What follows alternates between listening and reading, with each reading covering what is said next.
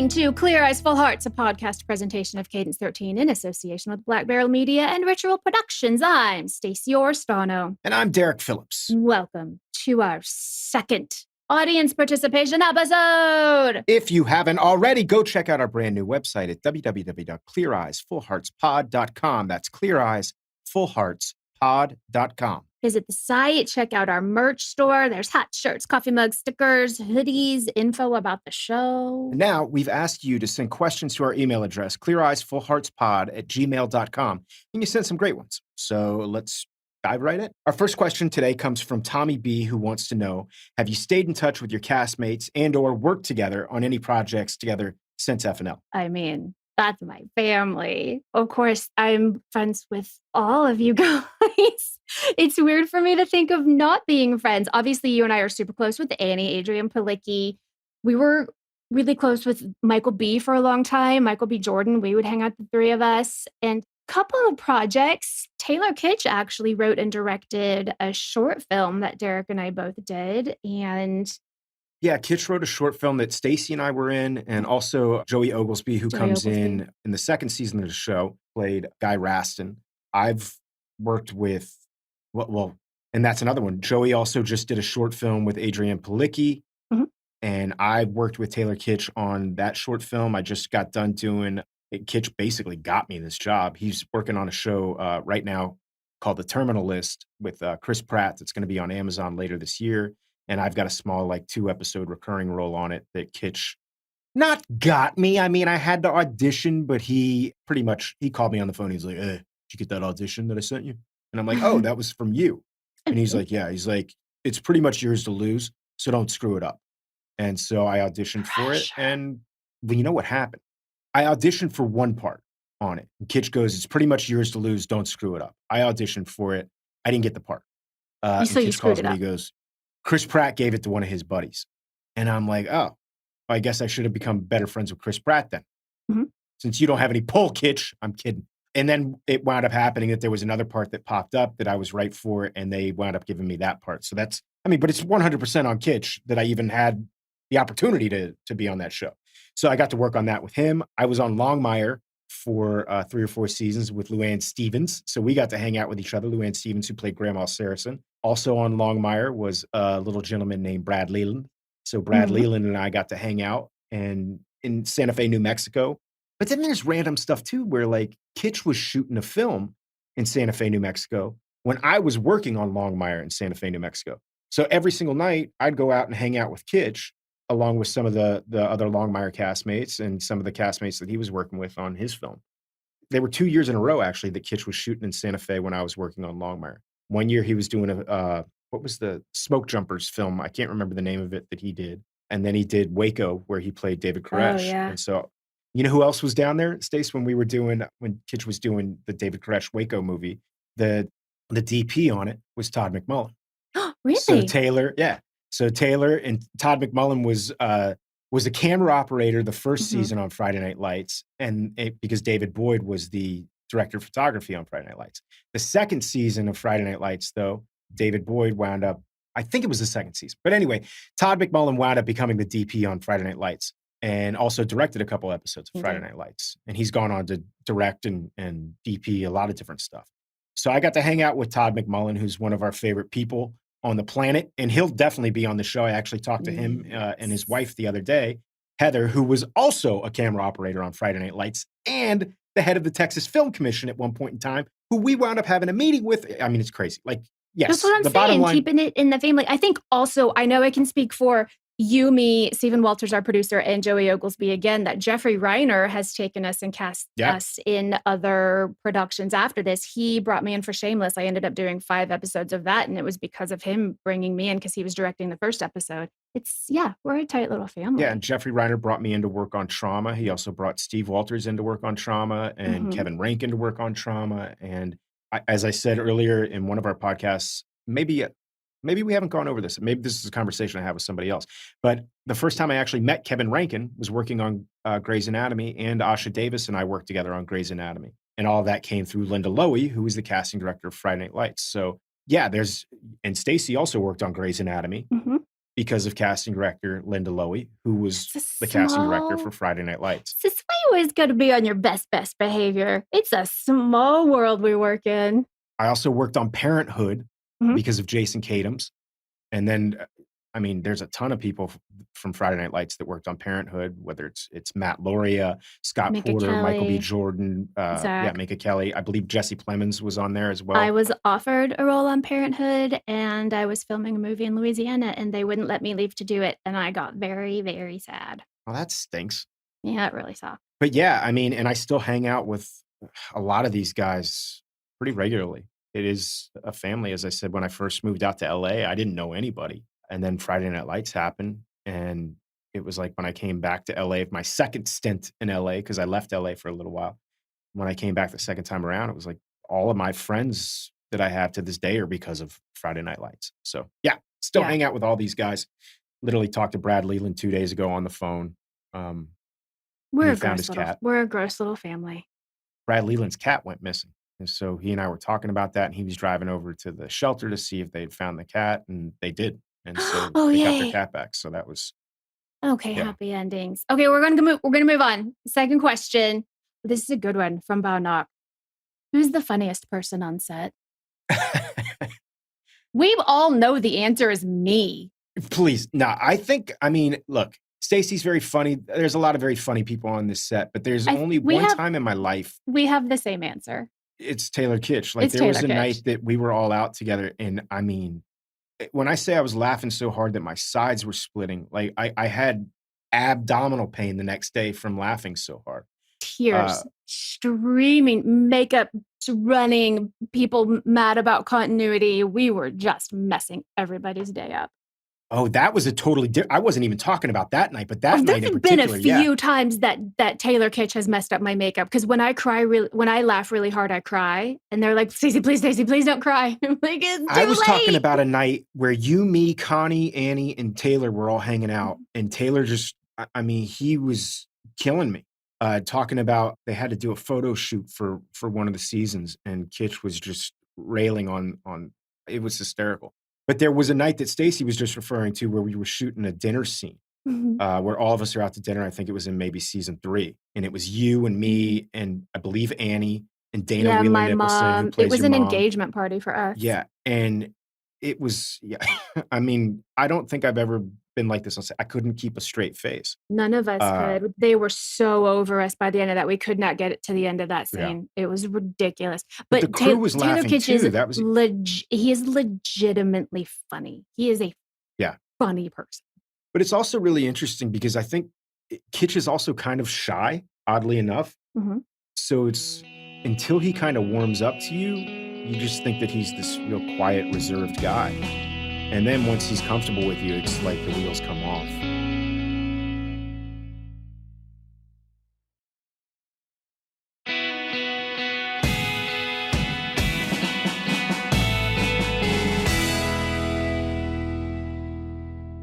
All right, next question. Marco was asking, it says Marco is a stunt coordinator, and he's asking, did either of you do any stunts on the show or watch any of the stunts when they were being done? What were rehearsals and shooting like for those? Yeah, I did do stunts on the show. I've done a few. There was a stunt that we just talked about in episode 8 where Taylor and I have our big fight scene. And then there's also, this isn't really a stunt so much as like Justin Reamer was our stunt coordinator. Amazing guy. He's gone on to do Watchmen and a ton of stuff. But like, if you guys saw the big fight scene in Watchmen that came out on HBO, there's like a one-cut fight scene that's just out of this world. That's Justin Reamer. He's the one who choreographed that. Amazing stunt guy and stunt coordinator. And so there was a scene where Billy's supposed to be driving down the road and he's like reading something and not paying attention. And he kind of veers over into the left lane. And then I overcorrect when I get back on the road and I'm like, whoa, can't believe that almost happened. Well, it's supposed to be that simple. It's just I kind of veer over in the left lane, overcorrect back into the right lane. I'm doing it. I overcorrect. I veer in the left lane. I overcorrect to get into the right lane, go off the road, boom, boom, boom, into a ditch, almost hit a stop sign. And Reamer's sitting there like, what the hell are you doing, dude? And I'm like, sorry. He's like, that was a little too much. Let's try that again. I So didn't know Reamer to that. this day, every time I see him, like, still gives me crap about that one day. So I was probably not his favorite person to choreograph. That's so Uh, oh dangerous.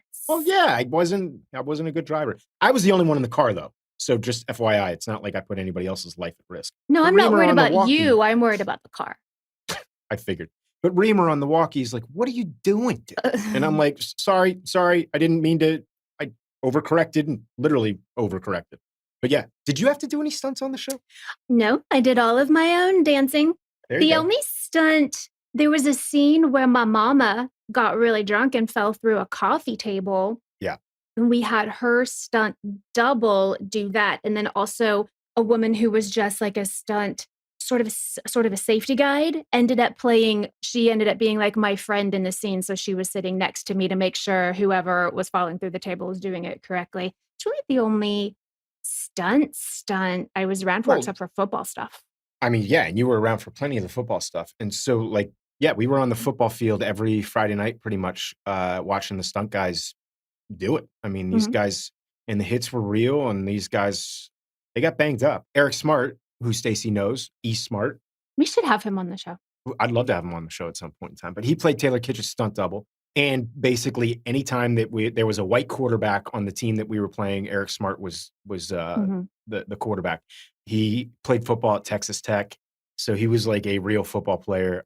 The guy could throw a frozen rope as a quarterback, but he actually was a safety, I believe, at Texas Tech. Throw a frozen rope. Yeah, yeah. But I've yeah, never heard Smart. that. I'm pretty sure Eric Smart had broke his collarbone Mhm. in one of the state championship games on Friday Night Lights. But yeah, man, those guys went after it on the football field. And it's football. It's live football. There are going to be injuries. As choreographed as it was, and as tough as these guys are, like to make it look real, there's real hits out there.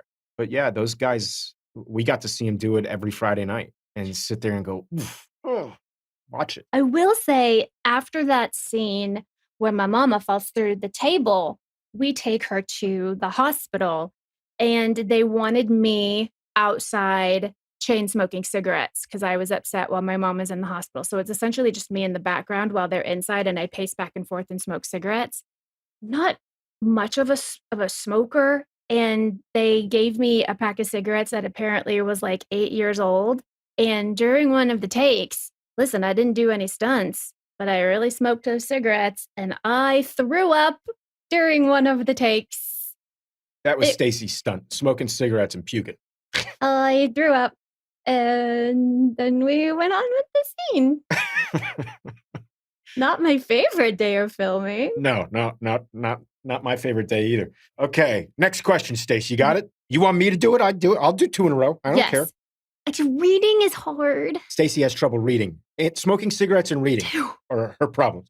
Phyllis K has a burning question, and the burning question was, what was your favorite thing to do when you had downtime on set? A couple of things, mostly hanging out with my friends, but there was a base camp PA named Michelle, and she and I loved to make Derek's life kind of impossible. And one time we got a remote controlled fart machine and we put it inside his trailer underneath the cushions inside so you couldn't see it. And we just stood at the door and we hit the little remote control with the fart noises. It's so stupid. My favorite thing on set was avoiding Stacey on downtime. To be honest with you, I mean, it's a great question, but the reality is, I think that most of the time when Stacey wasn't trying to make my life miserable, we were all just kind of hanging out Yep. and having conversations with each other. It was. It was just hanging out, or like we could like watch TV or something if we wanted to. Sometimes Derek and I would have a trailer that our rooms were divided by like a sliding divider door, and usually we just open up Yeah. that divider door and make our rooms really big and hang out together. Yeah.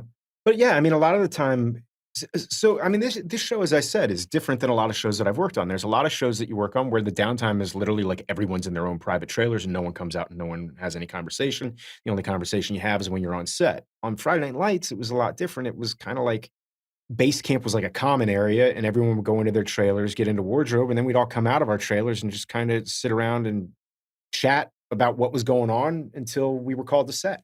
Here's another secret thing about being on set. My very, very favorite place to be on downtime is in the hair and makeup trailer. First of all, because it's the most comfy chairs at base camp, and it's super air conditioned, and they always have like a coffee machine.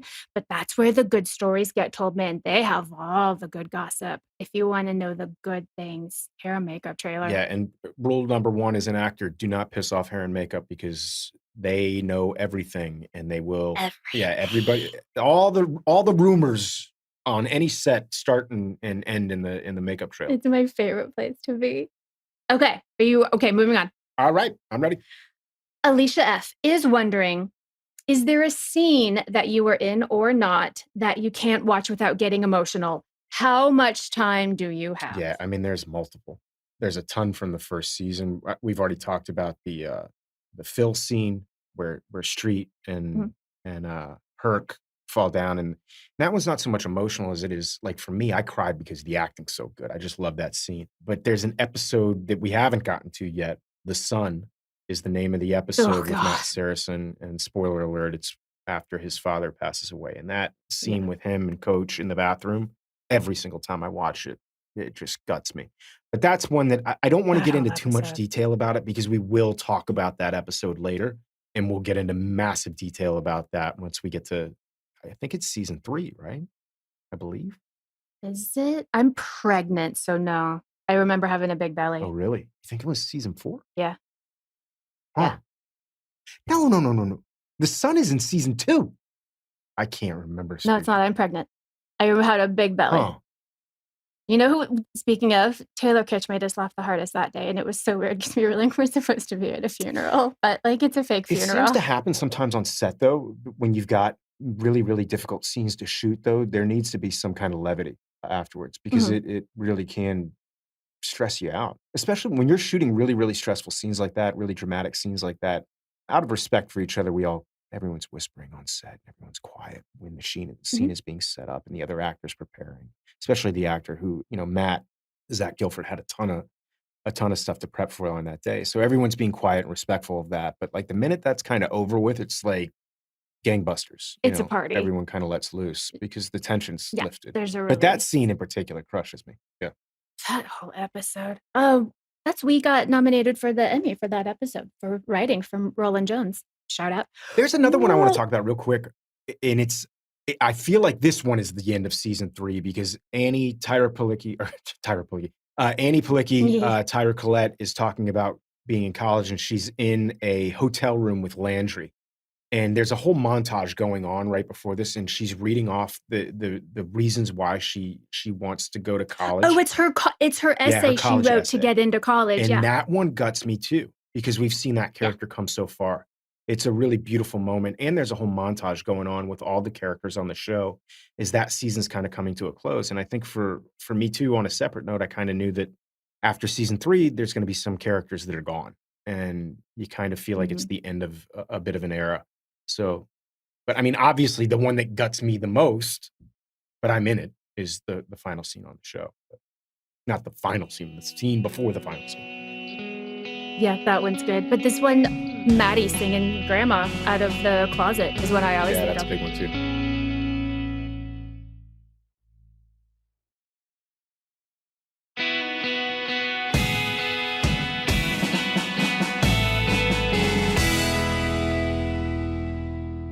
On to the next question. Jacob Hometh has a great question here. He says, if the show were to pick up where it left off, what would be your storyline? What would be a storyline you would like to see? What would be a storyline I would like to see? I really want to see Tyra become something bigger than she ever imagined in high school. I'd be interested to see what happened with Tyra, 100%. And I'd also like to find out where Landry went off to, because Landry just kind of disappeared in the end.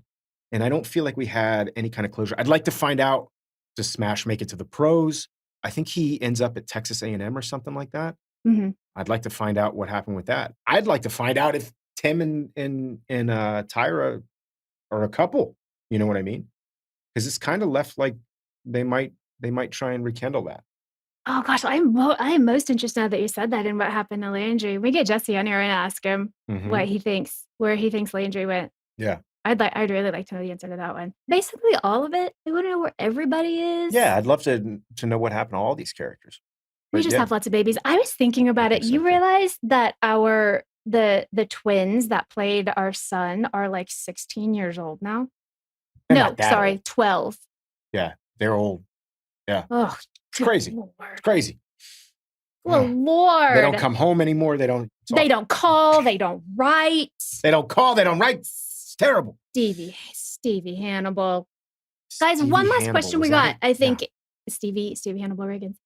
This one's pretty interesting. Not sure when this episode is going to air, but Freddie W. asks, I keep hearing about an AOT strike. What is AOT and would a strike have affected FNL back in the day? So on Monday, we are set to have an AOT strike. AOT stands for the International Association of Theatrical Stage Employees. They represent over 150,000 people, and it's our crew in the entertainment industry. Anybody from electricians to costumers to camera ops to scripties, even into post-production, editors, sound mixers, and people that pay us our paychecks. It runs the gamut of people that make our shows work. And so they are maybe, unless a deal gets reached, striking on Monday. Derek and I are both on shows right now that will be affected and will shut down when the strike happens. And guys, the things that they're asking for, it's basic human rights. They're asking for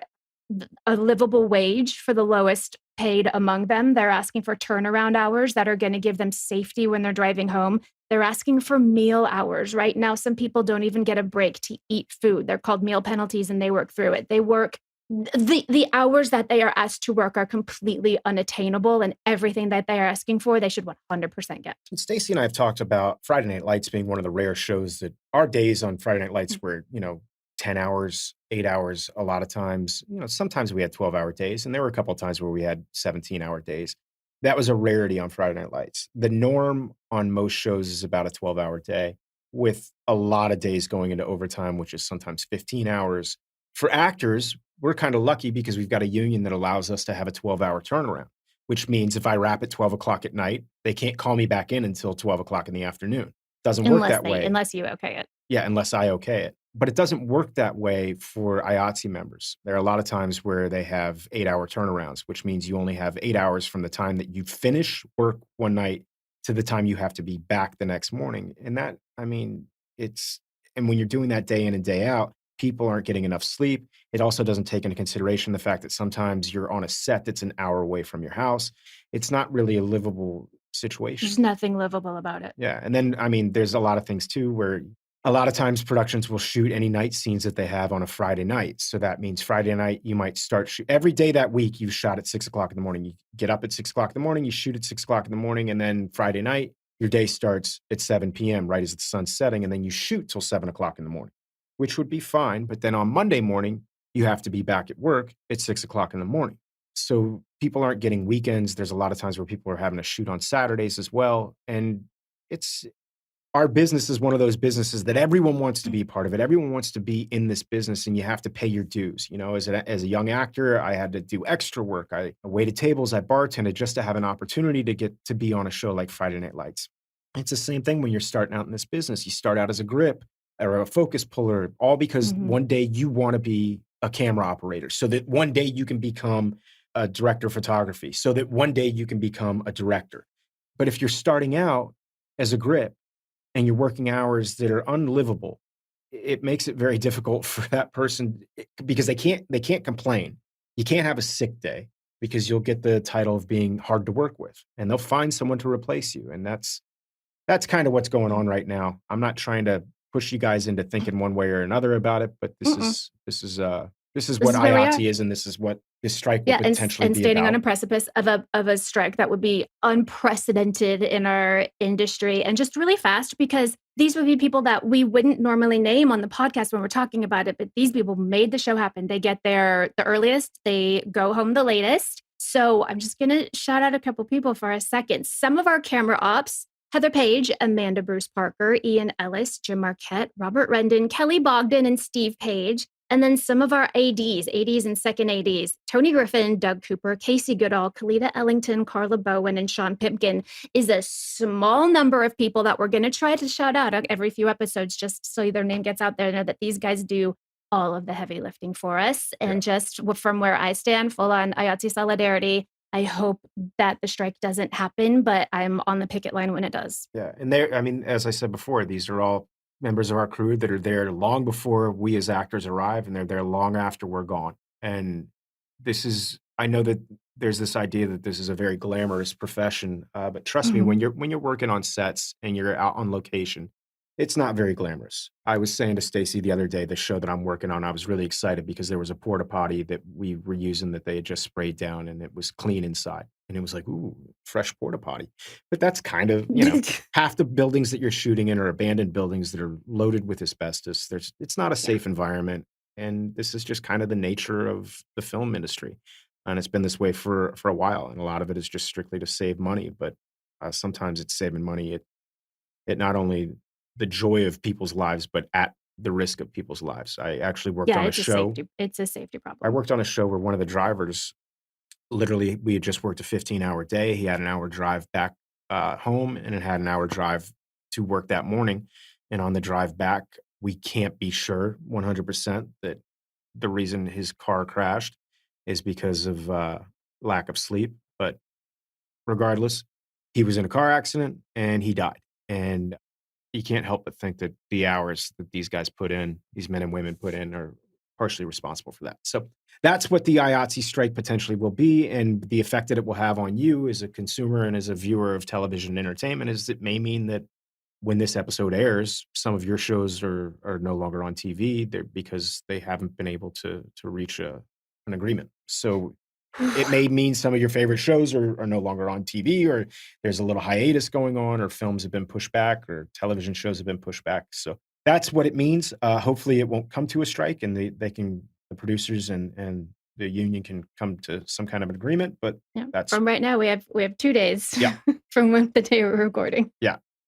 Lizzie, that was an amazing question. Thank you so much for letting us get that out of our system. And I think that's going to be it for this, our second audience interaction episode. We want some more questions, guys. Send us what you want to know.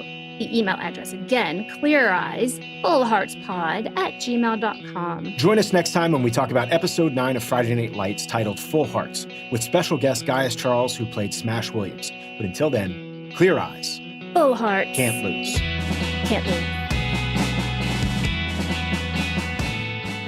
Clear Eyes, Full Hearts is a podcast presentation of Cadence 13 in association with Black Barrel Media and Ritual Productions. Executive producers are Stacey Oristano and Derek Phillips, Chris and Mandy Wimmer for Black Barrel Media, and Steve Walters for Ritual Productions. Our producer is Miranda Parham. Send your questions to cleareyesfullheartspod@gmail.com. Find us on social media. I'm Stacey Oristano on Twitter and Instagram. And I'm at Derek Phillips on Twitter and _Derek Phillips on Instagram. And check out our websites, cleareyesfullheartspod.com, cadence13.com, and Black Barrel